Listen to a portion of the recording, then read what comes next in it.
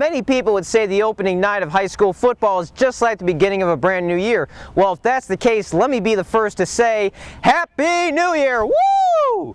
Now we've got a great battle for you tonight. Head coach Mark Adams picked up something else in Kansas in addition to the national championship, a speeding ticket.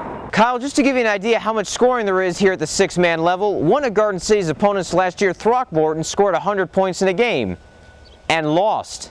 The Howard College baseball team has played 46 games so far this season. Their record, 46 up and none down. John said rodeo makeup can make anyone look beautiful, so I put him up to the challenge. Can you make me look beautiful? I'll do my best, but I can't work miracles. We've got tons and tons of football going on here in the Sweetwater, Abilene area tonight, but we'll have all the highlights for you coming up at 10. Unfortunately, my time is up right now, so Kyle, back to you in Odessa. Kyle, most teams have 22 different players who start, 11 on offense and 11 on defense, but other schools don't even have 22 players on their entire roster. Welcome to the world of six-man football. There are about 120. Some of them may not have but 9 players or 10. Luckily for veteran Garden City coach Vance Jones, he has 21 players this season. Six-man has a different philosophy than the 11-man game. Six-man is an offensive game, you know, and we have some defenses that are very good that may give up 60 points. There are several unique rules in this style of football. The biggest one is that every player is an eligible receiver. Our 2 ends, our center, and 2 backs and a quarterback, and they're all eligible for a pass. And they need to catch those passes to make 15-yard first downs on the 80-yard field. Other differences involve scoring. If you kick the PAT, it's 2.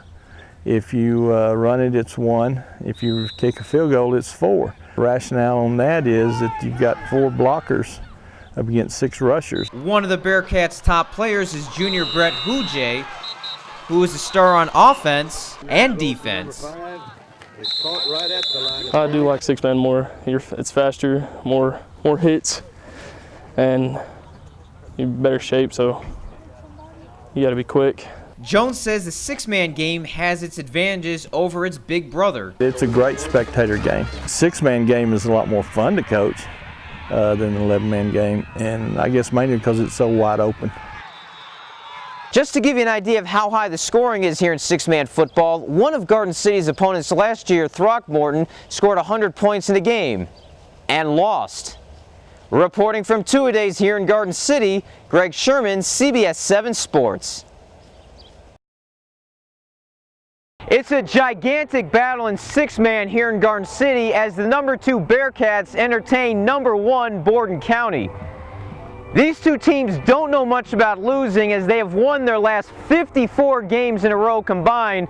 Garden City's won 20 in a row and a state championship.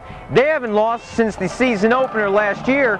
Meanwhile, the Coyotes have won 34 games in a row, a pair of state championships, and they haven't lost a game since 2007.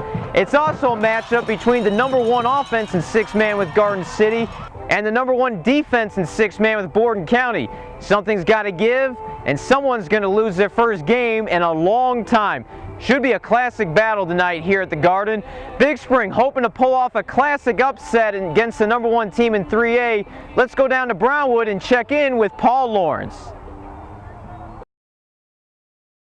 At quarterback, a 6'4" junior from Big Spring, number 17, Ryan Tannehill. It's been exciting for all of us, especially the ones that have known Ryan as he's growing up here. Having the success he is having right now at A&M is really big for our town and our school. Known what a fine young man he is. Tannehill tore up the Big Spring High record books when he played for the Steers earlier this decade. In his first start at quarterback for A&M, he threw for 449 yards, an Aggie record, and 4 touchdowns in a rout of Texas Tech, which was no surprise to one of his former teachers. Every time he does something well, I say, now who was his Sunday school teacher? So it's just a little joke in our family. Newton helps run the Howard County Aggie Club, which gives scholarships to those wishing to attend A&M. I was talking to a scholarship recipient today, and she said she didn't even like football, but it is a blast whenever you're down there and you know that you went to high school with him. Tannehill's accomplishments aren't limited to Kyle Field. The redshirt junior carries a 3.6 GPA in biology, and current Steers head coach Philip Ritchie is trying to use that and all of Ryan's accomplishments to motivate his team. Our kids can relate to him, say, hey, he's from Big Spring, and we can also use that in motivating them to try to work hard and realize that to dream big, and if you work hard enough that you can accomplish great things like Ryan has. Although he didn't coach him, Ritchie says he closely monitors Ryan's progress. Previous weeks we were all just griping and complaining because he wasn't the starting quarterback, but since he has been, everybody's excited and really pulling for him. One of the teachers that I teach with out at Elbow, tech graduate, and she said if we have to lose, at least we lost to Ryan Tannehill. Ryan's not the only Tannehill to come through the program recently. His younger brother Tyler was quarterback of the team for 2 seasons, and there's rumors of an even younger Tannehill tearing up the 8th grade fields, so the Tannehill legacy at Big Spring will continue.